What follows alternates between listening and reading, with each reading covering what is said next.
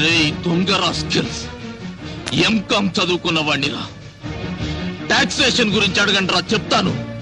Trial balance గురించి అడగండిరా, explain చేస్తాను.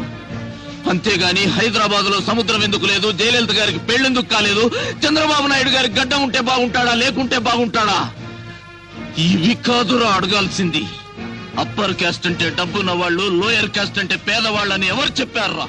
ఈ రాష్ట్రంలో ఒక చేత్తో డిగ్రీ పట్టా, మరో చేత్తో కాలిన పొట్టా పట్టుకొని తిరిగే వాళ్లలో జంజం వేసుకున్న బ్రాహ్మణుడు ఉన్నాడు. పేరు చివర రాజు, రెడ్డి, చౌదరి, నాయుడు అని తోకలు తగిలించుకున్న అగ్రవర్ణాల దరిద్రులు ఉన్నారా?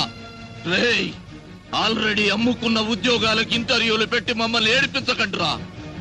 ఉద్యోగం వస్తుందన్న ఆశతో ఈ బట్టల ఇస్త్రీకి 3 రూపాయలు, బస్ ఛార్జీకి 5 రూపాయలు, అప్లికేషన్ కి 10 రూపాయలు అప్పు చేసి ఇంటర్వ్యూకి వస్తావరా? అంబేద్కర్ గారు ఎప్పుడో చచ్చిపోయి బతికిపోయారా? బతికుంటే మాత్రం ఆకలి